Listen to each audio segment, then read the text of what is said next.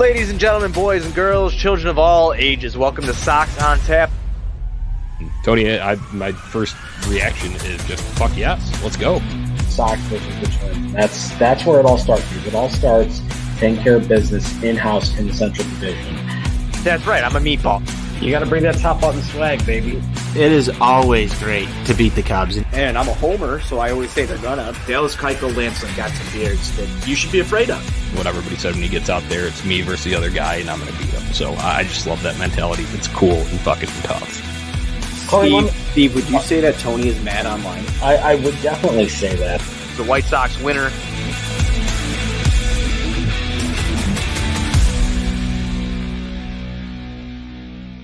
Hello, White Sox fans, and welcome into the Sox on Tap post-game show. It's Jonnie here alongside Tony Marchese. Tony's got the right idea with some victory beers. Tone, how you doing, my man? Hey, I'm doing great. Sox win 3-1. Jake Berger hit a home run. My pick to click. Gets the job done today, Johnny. I've got a couple of beers. We're going to talk some White Sox baseball. It's a perfect night. Yeah, I feel a lot better after a win. Especially after that shellacking that I sat through for a bit up until about the sixth inning on Tuesday night when I was at the ballpark. Figured it was time to cut out then, so it was good to see them press that reset button and get the job done tonight. 3-1 win, as you mentioned, powered by Jake Berger, and it was Gelato Day, so it's Gelato and burgers on this show, Tony.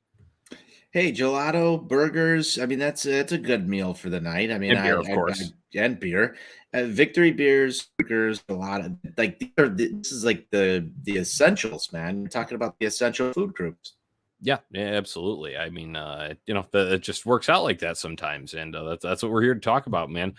Tony, this one, just in general, good for morale, especially like I'd mentioned.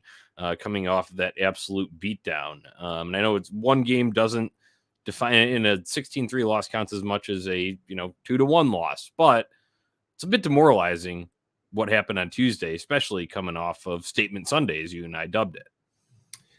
Yeah, I mean, I was really disappointed yesterday in the grand scheme of things, Johnny. I don't know how long you lasted at that ball game, but oof. It was ugly. It was ugly. I feel like there was a bit of maybe an overreaction to last night's ball game, but it was demoralizing. It was painful to watch. It was more of the same from this White Sox group. Today was a hard-fought ball game. We'll get into that, but it is good for morale. It's good for morale. We'll say that. Yeah, no, absolutely. I just wanted to highlight the differences in there, and then then you get a difference in tone after the games, and you have some belief, you have some we know we can get back to this because it feels like it just escapes you so much when the deficit is so much like it was on Tuesday night. So, Tony, let's break into this one. Lucas Giolito fighting it a little bit tonight. He said as much in the post-game interview. So a big thing for him was rhythm wasn't there, and you saw that with a lot of traffic early on in this game. Red Sox get to him for one run in the top of the first, all with two outs there, and then loading up some runners in those second, third, fourth innings as well. But overall, I mean, when you go and look at this final line, Tony, sure, it might not have been the prettiest way that he got there, the way they drove down the road, but the end destination still looked okay to me. Yeah, and he's the master at doing this, Johnny. It's like you could watch him on the mound. You can see some of the visual cues. He may not have his best stuff. Feel like that seems to be more often than not. I mean, the guy's coming back from COVID. He's dealt with a little bit of away time from the team so far this year, so maybe he's not fully right. We can go back and forth on Lucas Giolito all day. If he's doing this, he's not your ace. When you watch him go down this road, he doesn't feel like the dominant pitcher that he could be. But overall, I mean, he keeps you in this ball game, goes 6 innings. The line. It doesn't reflect what I watched almost to an extent, does it? Like, is that what you're trying to drive at? Because I kind of feel like it doesn't really represent some of the times where you're sitting there going like he's laboring a little too hard, right? But he still gets the job done. It wasn't the smoothest path there, but the end result, you'll absolutely take it. That's what I'm getting at. Because when I read off his final line here, and you're looking at 6 innings, 5 hits, 1 earned run, 4 walks. Sure, you don't like to see the baseline balls creep up, but he still struck out 7, and that's without his best stuff. That will play indeed. Yep. Absolutely, Johnny. And I was okay with the start. You needed something more along the lines of holding a team under, 2-3 runs versus what you saw Dylan Cease do last night. So, I mean, for all intents and purposes, job well done. Yeah, and I want to give a shout out to Lucas Giolito because I'd written an article this morning called "When Will the White Sox Make a Statement?" And part of like a subheading within that, Tony, was "Do the White Sox lack TWTW?" And Lucas Giolito's ability to nut up, especially after allowing that run in the first inning, like I'd mentioned, all that damage coming with 2 outs, granted in the meat of the Red Sox order, but for him to really cinch it up and hunker down, as Hawk would say, that's kind of example of TWTW in action. Well, I'll go with you, Johnny. I'll put a stamp of hashtag confirmed on that. All right. I like it. I'm glad. It was just nice to see that because it didn't look a whole lot of fight from anyone on Tuesday night. Granted, it was out of hand very early in that one, but still, you would have liked to see them respond a little bit in that Tuesday game. Well, unfortunately, the bats overall still fairly cold. This is an issue that we've dealt with all season to date, basically, outside of a few hand-picked select games that you go through and pick out. And this one came via Jake Berger. As we mentioned, all of the thunder in this game, Tony, in the bottom of the 5th after Abreu leads off the double, Pollock reaches on an error, and then Rich Hill hung it. Jake Berger heard it. You love to see this, especially as your pick to click. Yeah, I mean, I took Jake Berger as a pick to click. I felt like he was going to get the job done today. This guy just back up, fresh to the major leagues. He wants to fight for his spot. He played very well in Yohan Moncada's absence earlier on in the year. And again, he doesn't hit this 3-run homer without a couple of guys on base. So let's go back for 1 second here and give credit where credit's due. Jose Abreu set the tone in that inning with the leadoff double. And then it just puts it in Berger's hands. A couple of batters down the line here, and he's able to just absolutely fucking murder one out into the left field. I don't know if that hit the concourse. If you go to the what do they call that? The StatCast. It makes it look like it landed a little bit shorter than what I felt like I saw with my own eyes. But that's here nor there. That ball was killed. Yeah, it was kilt with a T. The exclamation point, Tony, or excuse me, the expected distance. It was an exclamation point how it landed, but 444 feet, I believe, around Went there. For the third longest White Sox home run of the year. Let's put that in perspective, Johnny. Let's break that second, but it could be.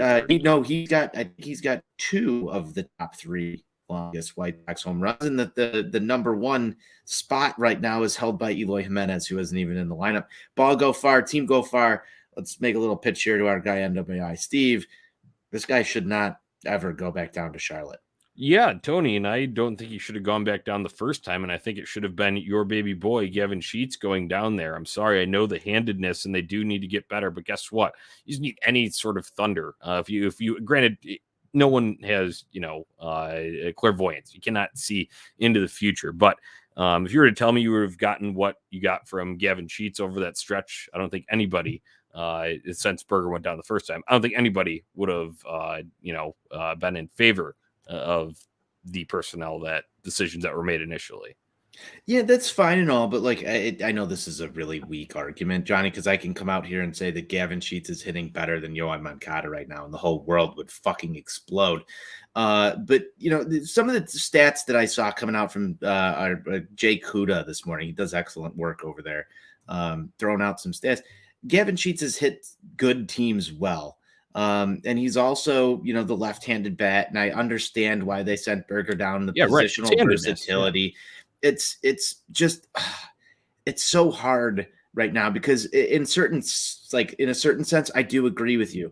I probably would have rather had Gavin Sheets go down, get some consistent at bats, start driving the ball a little bit better, try and work his way back up, maybe be that guy who comes up for the inevitable injury to Luis Robert right now. Right, and work his way back into the lineup and work Jake Berger into the infield position because we have so much issues with Josh Harrison right now.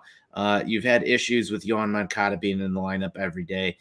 I want the best bats in the lineup. I do at this point right now, Johnny. I'll admit it on air. Jake Berger, I think, gives you a better offensive approach and at bat than Gavin Sheets in more situations than Gavin does. Right. However, I do think the White Right, Sox do lack somebody in Gavin's sort of position, and they want him to grow. So it's a really interesting scenario. It really is. I mean, the handedness obviously drives. I think that's really what drove a lot of the initial decision. But then you go and see Jake Berger rock a baseball like that, and you talk about him having 2 of the 3 longest White Sox home runs of the year, and you're like, damn. Well, this lineup's been missing a lot of thunder with Yasmani Grandal not going, with Yohan Moncada out for so long to begin. AJ Pollock has not been slugging as much as you would probably have liked to date. And you could go down the list. There's more. These are just a few examples of some of the top names. Jose Abreu just finally hit a home run for the first time in a while on Tuesday night in garbage time. So hindsight's 2020, and no one's clairvoyant, so you couldn't have foreseen the future. Because hey, is anybody? You say that nobody's clairvoyant, but I've been with you watching sporting events before, Johnny. So I just feel like you're trying to cover for yourself at this point. Yeah, I feel like it's with sports that I'm not as invested in. Like when we were watching the Super Bowl, I think I called like 4 plays in a row. Just but, it was Tom Brady stuff. Yeah. Did you know he was going to hit a hole in one today? Oh yeah, totally. You know that. I totally had that in the back of my mind. No Stranani for everybody. Yeah. So, Tony, that's a little good Jake Berger, Gavin Sheets discussion there. But I will say, you never like to see any of your mainstays go down, and obviously Jake Berger is. I want both those guys mashing. I want them to be the next Bash brothers. That's what I want. I want them smashing forearms together while they're rounding bases. That's what I want. Yeah, just don't injure themselves, because that would be don't do that. Gavin Sheets breaks Jake Berger's arm. Do you remember that in the what World Series is that? Cody Bellinger 2020 World Series, was it? When he or maybe it's been the NLCS, but he absolutely locked arms with somebody, and that was like a strained shoulder, and that was not great, Bob. So don't want that happening to our guys. To an extent, let's look back. We'll rewind the tape, and then we'll get off this discussion. Gavin Sheets, if he's not there, Tim Anderson might be suspended for a long time with the Josh Donaldson incident. So let's thank the fact that Josh Donaldson that Gavin Sheets was still here during that time, Johnny. Okay, yeah, you make a point. It was him and Jose Abreu. Tinfoil hat time you saw it. It was on the teamwork. I think it was a combo of both Gavin and Jose restraining Tim Anderson during that whole dust up on Saturday. But yeah, you have a point there. So, all right. As we move through some other notes from this game, Bummer came in, Tony, first time really seeing him in a high leverage situation since he's been back from the injured list. I know it's been a short amount of time here, but still, you saw some weak contact on ground out, so I like that. And then I enjoyed Tony giving the quick hook, because I think overexposure has been an issue with him, and you just don't want to see it spiral out of control when you have the game still in your control at that point. Yeah, I was going to comment on this note that I had from this ball game as well. Is I felt like Aaron Bummer was used appropriately today. It gave him a little taste of some high leverage situation that he's used to and should be pitching in, just given the pedigree of his stuff. I hear about his stuff all the time. We've seen his stuff when it's on. It's really good.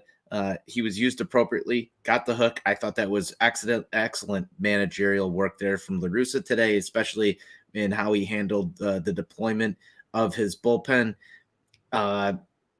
First taste back of Aaron Bummer. Let's hope that this is the upward trajectory. Yeah. Let's hope that he had the time off that he needed. I know that we've had our words about Aaron Bummer earlier in the season, the show. I thought that was executed beautifully today.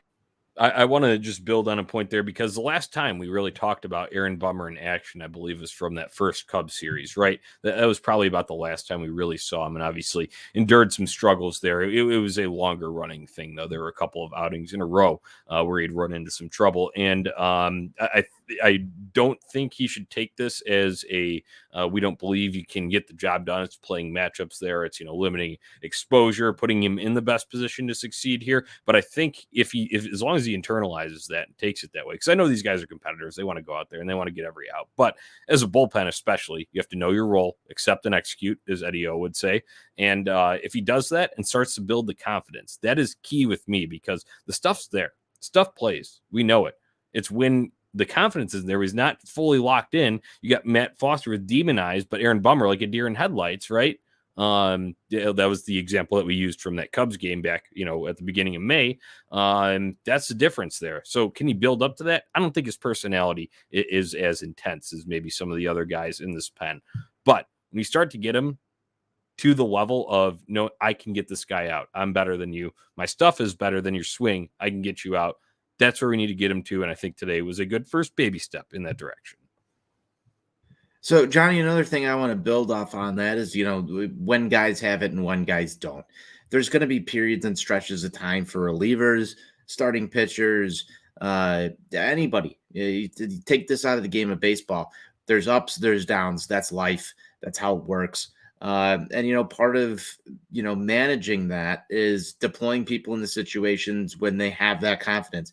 Aaron Bummer isn't going to work his way up and be the 8th inning guy for the rest of his career. He's going to go through his ups. He's going to go through his downs, just like everybody else fucking is. So I think that managing him to an extent to get him on that ride to be a viable late inning option in these situations is even more critical right now. When you look at something that just a little bit of foreshadowing here, there's a spot right now that could potentially be open over the next couple of weeks because you've got a guy who entered a ball game today and got injured. You need Aaron Bummer to do this right now more than ever. So I think that some of that is just on managing and trying to figure out how you ride the guys who are hot in those situations, have the confidence at that moment in time to get the job done. And you're always trying to build towards that. It's not just a stable target. If everybody was 100% reliable all the time at what they were doing, then everything would be easy because you would just know who to go to in every single situation. So it's good to see Aaron Bummer get that taste today because you're going to need it down the road. Yeah, well put there. So Kendall Graveman bridges the gap there. He finishes that inning to help out Aaron Bummer get out of the 7th. Did a little bit of a roundabout with a single and a walk, but no damage there. Eventually gets round out to end that. Now let's get to the guy who you had just alluded to, and that was Joe Kelly coming in to start the 8th. Strikes out the first guy, looking good. Strikes out the second guy, looking good. But they show the replay, does a little weird, kind of funky Johnny Cueto rock back and forth. I don't know what it was. Induced foul tip into the catcher's glove. That's strikeout for out number 2. But trainers immediately come out, and it was made public by the White Sox that he exited with left hamstring soreness. Tony, my mind immediately goes to hamstring strain, and we're talking about 15-day IL, and then we're talking about another rehab stint, and this is fucked. Say it ain't so, Joe. Say it ain't so. I mean, that was like the first thing that popped in my mind because that's X cliche for it. I mean, dude, how many times are we going to go down this road? How many times I'm trying to be positive with all of this stuff and how do we get this thing on the right track? I still believe in this team. But when you start to add up some of these injuries, this is what makes me, I think, a little bit more angry. Does it make you sick? It makes me sick. Fucking sick, man. It doesn't even just make me sick. It makes me fucking sick. I'm ill. I'm ill from this.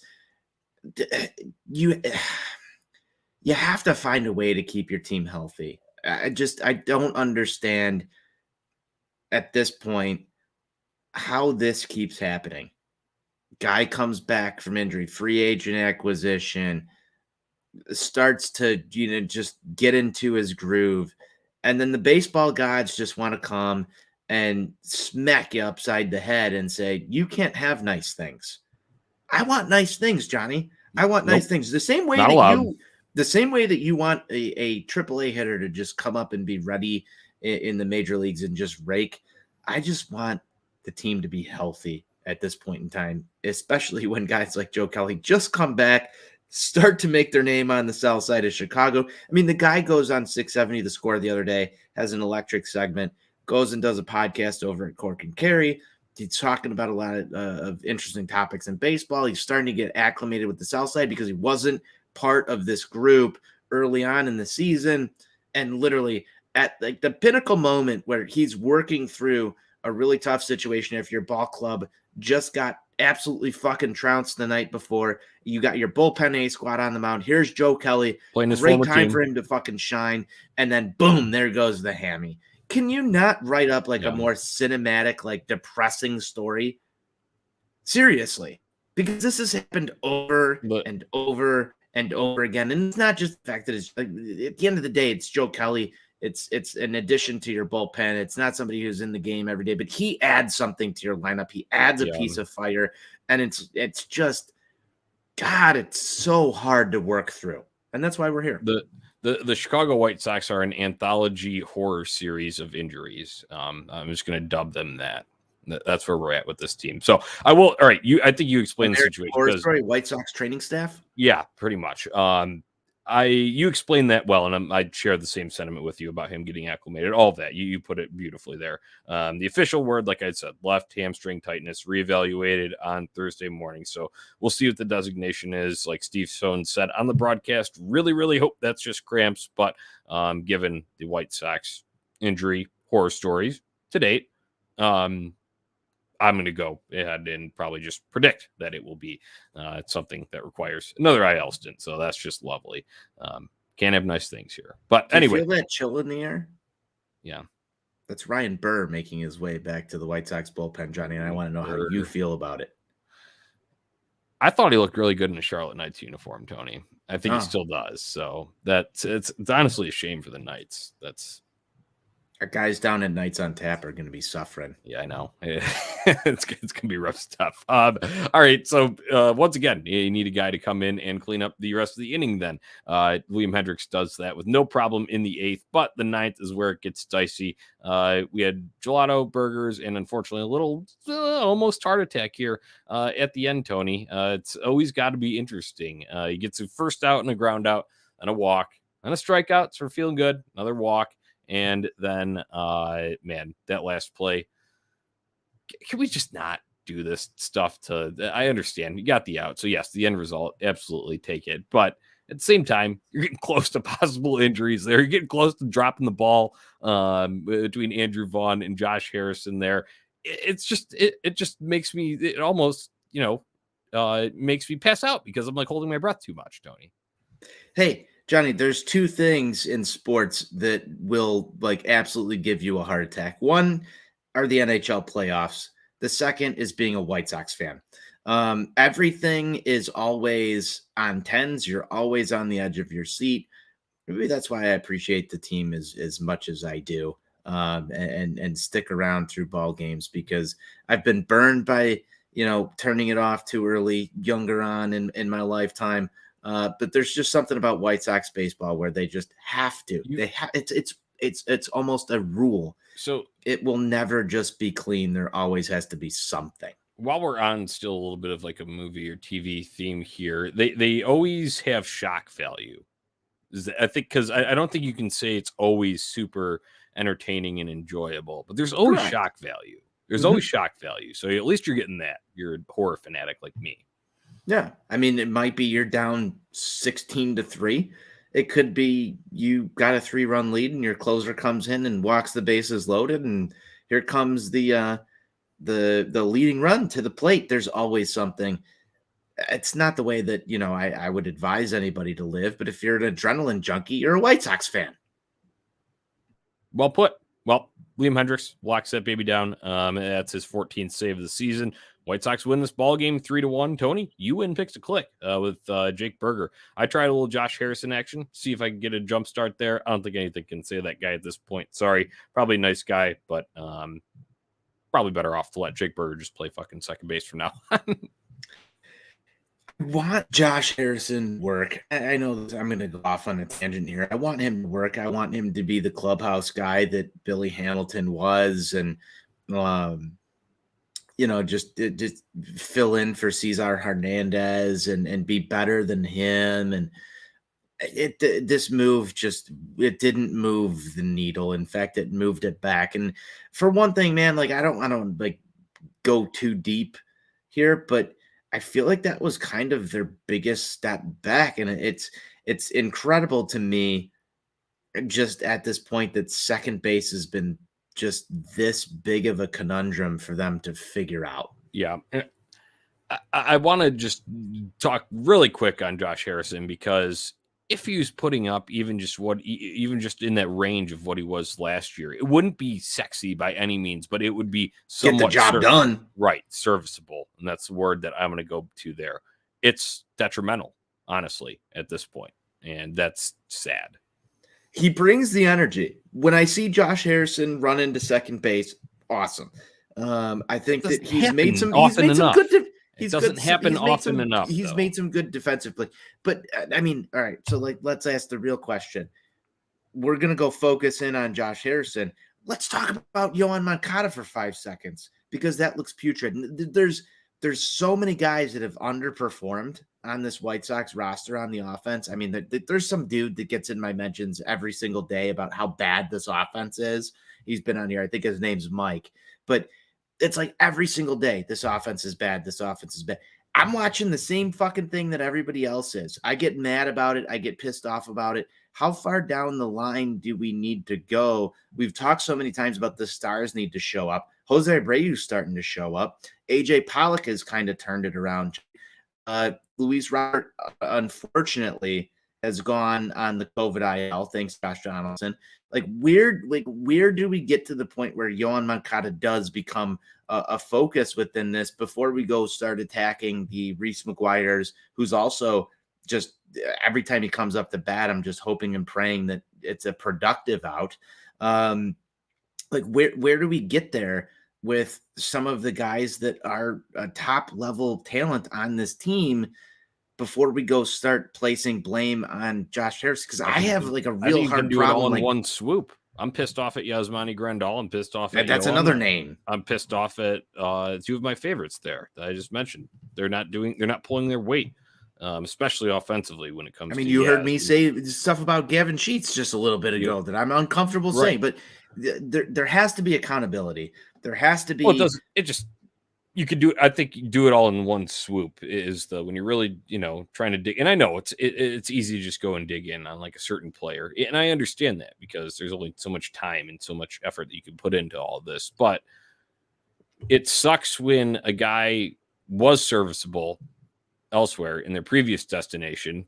And look at any position. Craig Kimbrell last year, Cesar Hernandez last year, Josh Harrison last year compared to this year.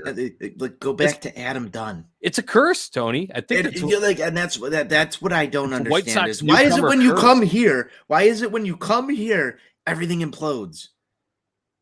Yeah, it's something unexplainable, at least from external observers' standpoint. Science doesn't explain it. No, the stats don't explain it. That's what's funny to me. Yeah, you everyone tried to explain away Craig Kimbrell last year, but you just couldn't put your finger on it. Some people tried to use the roll thing, okay, but then there was other situations in which he absolutely could have done the job, but just didn't. And then you get Josh Harrison not even being, like I said, just a snuff around his last year levels. There was a lot of Josh Harrison hate. But you're right. You're 100% right, dude. If he's anywhere near his career levels. And that's where you kind of look at the offense right now. Thank God Jake Berger was in the lineup tonight. Because if he doesn't mash that home run, we might be having an entirely different discussion. That's one thing that I did just want to if we're just overviewing this game, it's yes, I'm glad that we won. And, you're going to have tight ball games like that where it's decided by one swing of the bat like it was tonight. And I'm glad that the White Sox came out on top of it. But they just need to start ensuring themselves by having better plate approaches. Just when I go back and look at his situation, it wasn't an extremely tipping point in the game, but White Sox finally get their first base runner at the bottom of the third. And it's with one out. That was Reese McGuire on a walk. Then Josh Harrison goes up and swings at the very fucking first pitch. I know he did that a couple at-bats later, and he got a single out to right field and moved the line along. But holy shit, man. If you just walked a guy that's not a good hitter, why are we swinging at the first pitch? I'm sorry. It's just that kind of shit irks me about Josh Harrison. Whereas at least, you go back to this, what's the deal? Yeah, sure. When you look at the numbers, whatever, you can go and have your gripes about Yoan. He's more likely to work a count. There's at least one thing that I appreciate about him over Josh Harrison. I mean, at this point, man, you got this is such low-hanging fruit, but at some point you have to realize that your best your best lineup includes at this point Jake Berger and Yohan Moncada in it.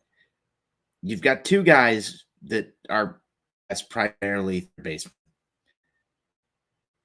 Both guys, you've got your younger guy who hasn't really had much time at second base, starting to just assume a role at second base to go do it. You've got another guy who had a not so great stint at second base. But if you're trying to solve problems internally as an organization, sometimes you need to think outside the box in order to get that done. You've heard the lawyer speak from Rick Hahn. You've heard if we're being competitive at the deadline, we're going to go out and make acquisitions. This team needs something right now to turn this around, because obviously if you took a poll of the fan base that said right now, are you happy with the White Sox play? I would guarantee you that there are more White Sox fans who are upset with what they've seen on the field thus far. You don't say. A team that has World Series aspirations.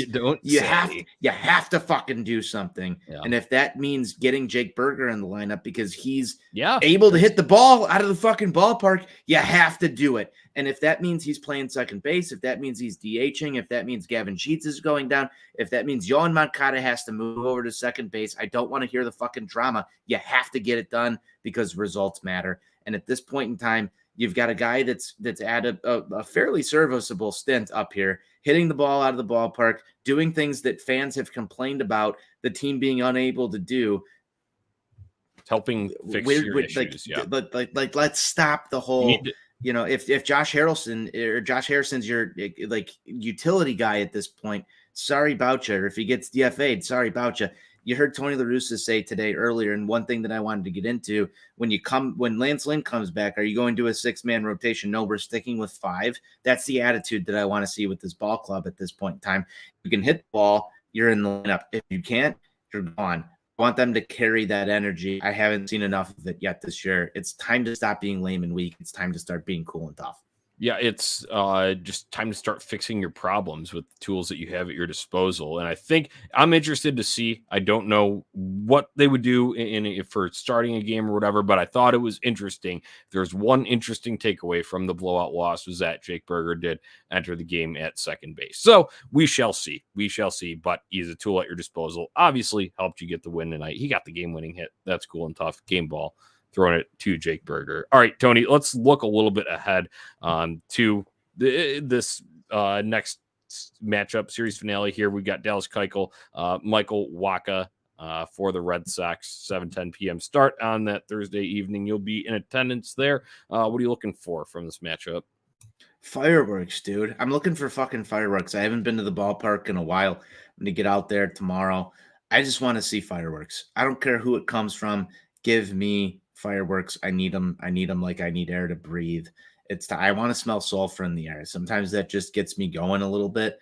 Berger did that tonight, so I'm going to stay away from him. I might go AJ Pollock tomorrow, Johnny, in terms of my pick to click. I think it's time for him to provide the South Side with some fireworks of the game-winning hit type of variety. So I'm going to go AJ Pollock.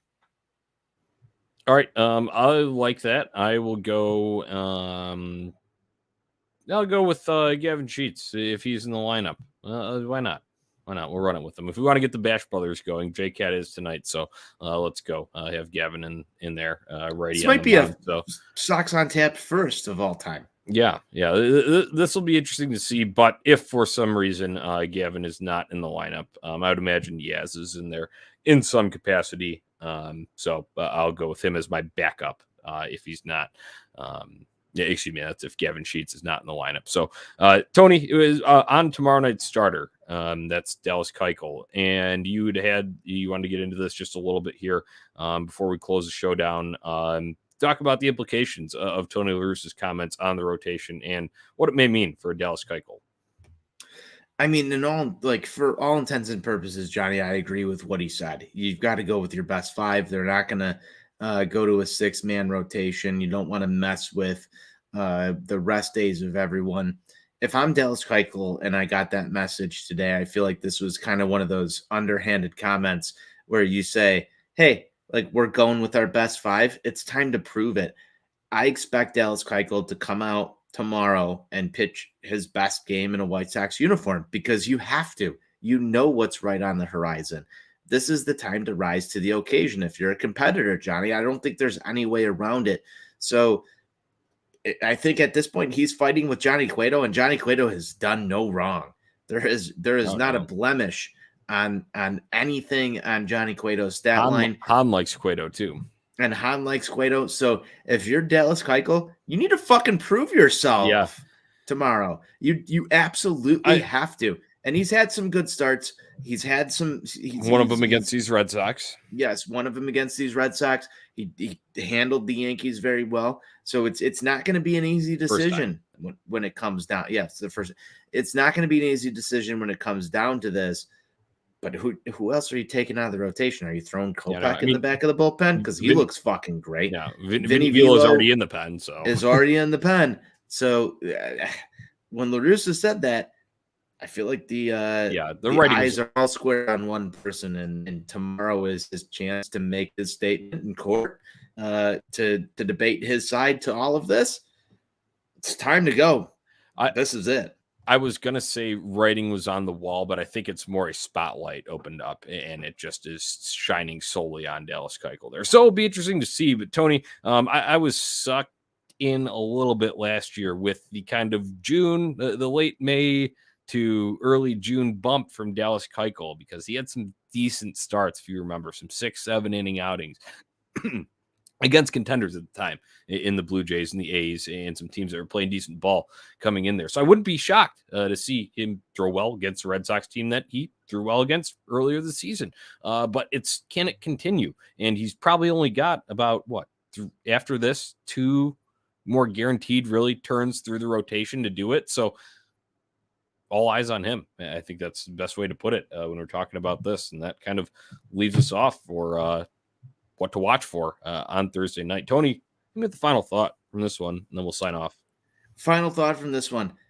You're looking for a response from a White Sox team that got blown out the other night. Blowouts happen. We can get mad about it, but you're only as good as the last fireworks that you provide White Sox fans with in this business. So they went out tonight. They provided some fireworks. Fans went home happy. Tomorrow's a new day. You're going to have to go out there and get the job done.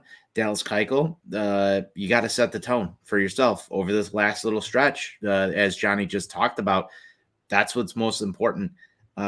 Again, this goes back to winning series. You're chasing the Minnesota Twins at this point in time. Win these series. You have a chance to do that tomorrow. Go out and get the job done. That's it. The pitchers, the weight on their back has been immense all season.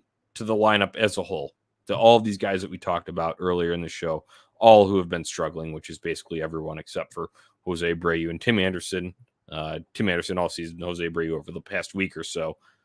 Everybody, step up, do your part, give these guys some run support because guess what? Their backs are going to break if they have to hold this thing up for too much longer. So figure it out, win a series, and score a lot of runs. That's all I've got, Tony. White Sox forever. White Sox forever.